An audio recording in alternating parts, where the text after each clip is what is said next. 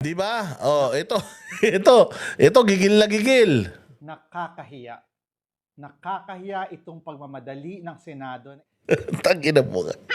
Tangina mo kaya, no? Sabi ko nga sa'yo eh.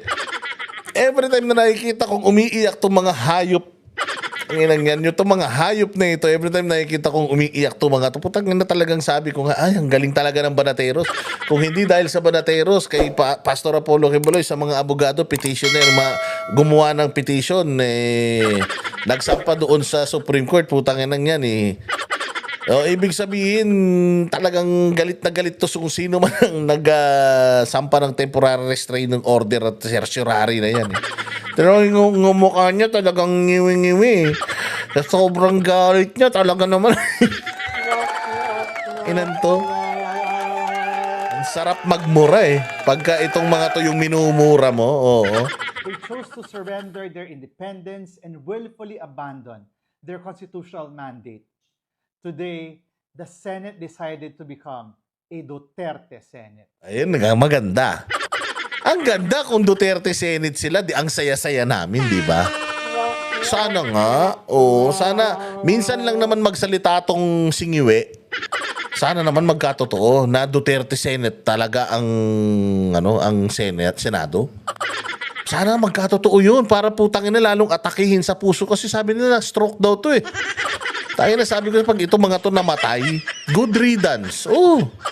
Nakaalwan ng Pilipinas na bunutan ng tinik pag nawala itong mga salot na to.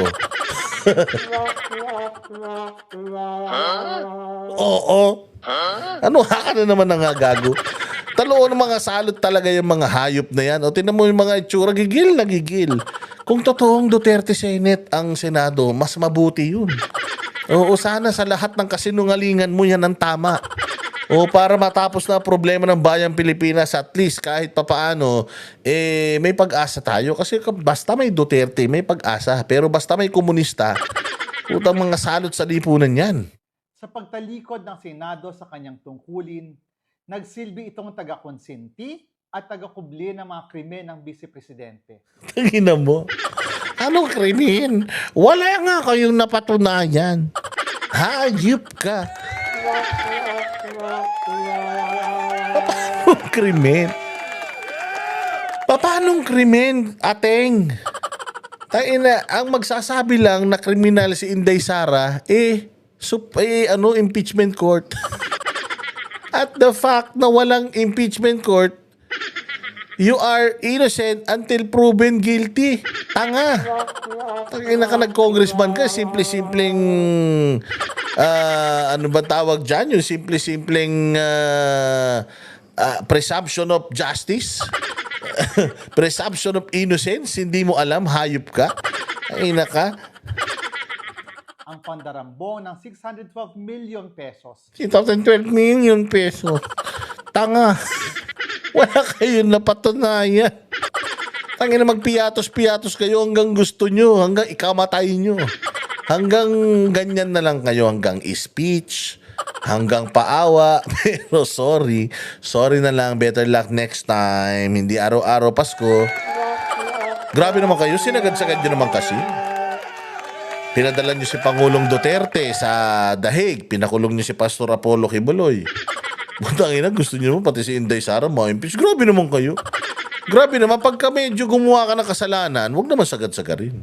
Oo, kasi hindi naman natutulog ang Diyos. Ng confidential funds at ang lantarang pang-aabuso sa kapangyarihan.